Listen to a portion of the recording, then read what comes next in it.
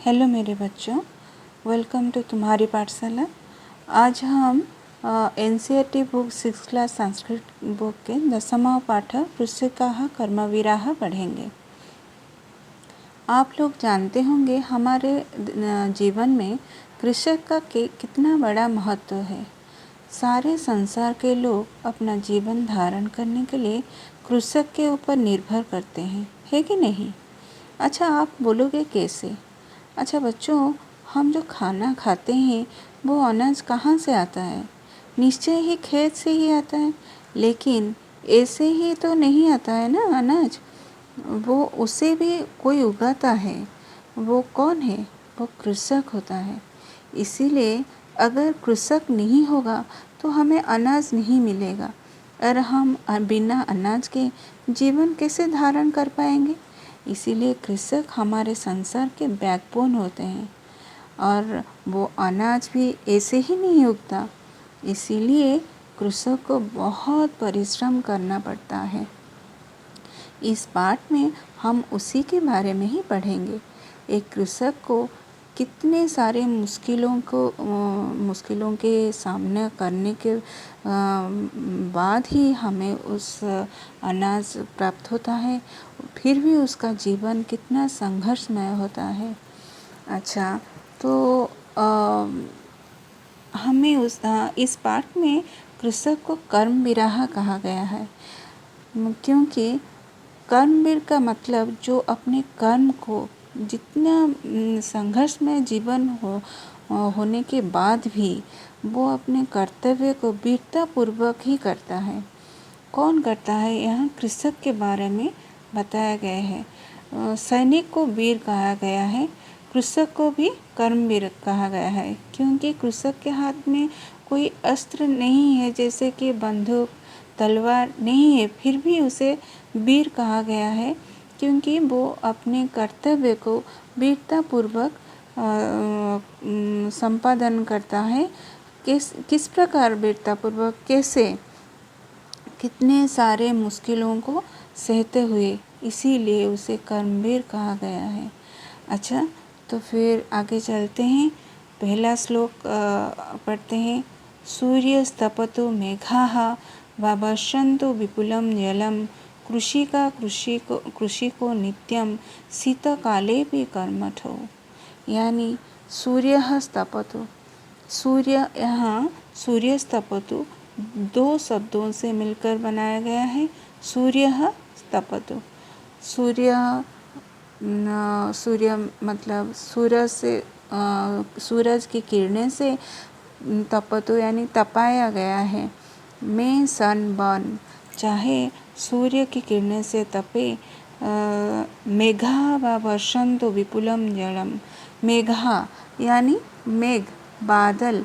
वर्षन्तु विपुलम जलम, चाहे बहुत सारे पानी, विपुलम बहुत सारे, जलम पानी बरसाए। वर्षन्तु, यहाँ वर्षन्तु बहुवचन हुआ है क्योंकि विपुलम जलम कहा गया है, बहुत सारे पानी बरसाता है। यहाँ चाहे सूरज तपाए या बहुत सारे पानी बरसाए। कृषि का जो कृषक की पत्नी, जो किसान की पत्नी होती है, आप देखे होंगे कि गांव में कृषक के साथ उसके बीवी बच्चे भी खेत में काम करते हैं। देखा है कि नहीं? नित्यम मतलब ऑलवेज। शीतकालेऽपि, शीतकालः अपि, चाहे शीतकाल मतलब ठंड में, ठंड में भी वो कर्मठौ परिश्रम काम में लगे होते हैं।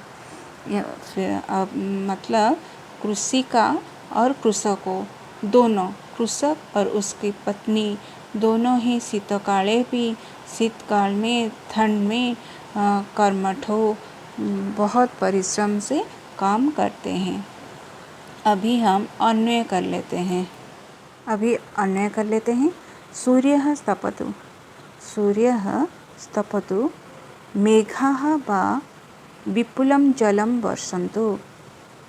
ठीक है, सूर्यः स्तपतु मेघाः सूर्यः स्तपतु मेघाः वा विपुलं जलं वर्षन्तु कृषिका कृषको शीतकालेपि नित्यं कर्मठौ, यानी चाहे सूर्य उन्हें तपाए, मेघ बहुत सारे जल बरसाए, शीतकाले भी यानी कृषक और उसकी पत्नी सर्वदा सर्दी में भी काम करते रहते हैं, कर्मठौ। अब आते हैं दूसरे श्लोक पर, ठीक है। ग्रीष्मे शरीरं सस्वेदं शीते कंपमयं सदा हलेन च कुदालेन तु क्षेत्राणि कर्षतः। ग्रीष्मे का मतलब है ग्रीष्म काल में। शरीरम बॉडी ऑफ द फार्मर। सस्वेदम स्वेदेन सह, स्वेदम मतलब वो पसीने से युक्त, स्वेद का मतलब है पसीना, पसीने से युक्त शीते ठंड में, ये सप्तमी है, ये भी सप्तमी विभक्ति में है, ग्रीष्मे सप्तमी में है, शीते सप्तमी विभक्ति में है। कंपमयम सदा, कंपमान होता है ऑलवेज। हलेन च कुदालेन,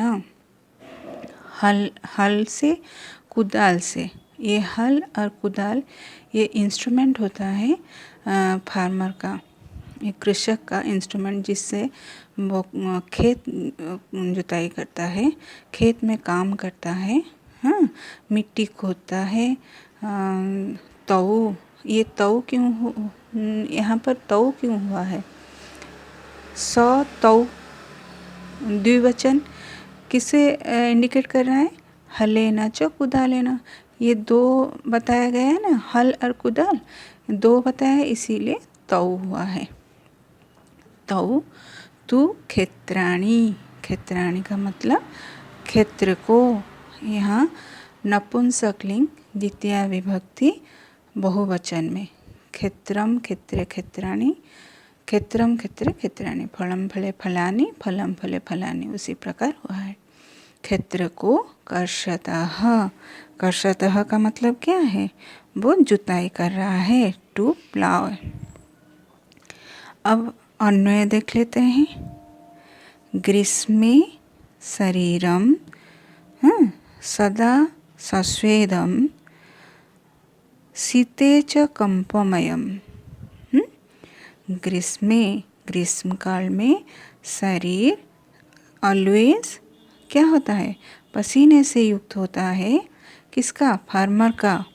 यहाँ पर उसका कंडीशन बताया गया है, वो किस प्रकार खेत में काम करते हुए उसका क्या हालत होता है।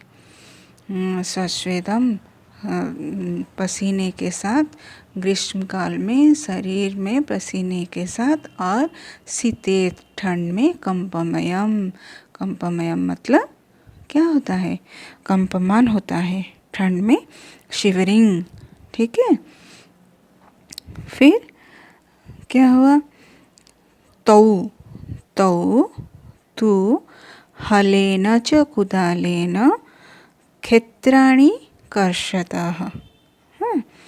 तो उस दोनों के साथ, हल से और कुदाल के साथ, वो क्षेत्र को कर्षतः मतलब क्षेत्र को जोतता रहता है, ठीक है। गर्मी में शरीर पसीने से भरा हुआ होता है, ठंड में उसका शरीर कंपमय होता है, और अर्थात और फिर भी मतलब किंतु फिर भी वो क्या करता है? हल से और कुदाल से खेत में काम करता रहता है, ठीक है। समझ में आ गया? अब बाकी श्लोकों को हम अगले अध्याय में पढ़ेंगे, अगले वीडियो में पढ़ेंगे। तब तक के लिए आप वो ये 2 श्लोक को ठीक से प्रिपेयर करना, ठीक है। और अच्छा लगे तो आप लोग अगर समझ सकते हो तो मेरे वीडियो को सब्सक्राइब करना, चैनल को सब्सक्राइब करना और शेयर करना। ठीक है बच्चों, बाय।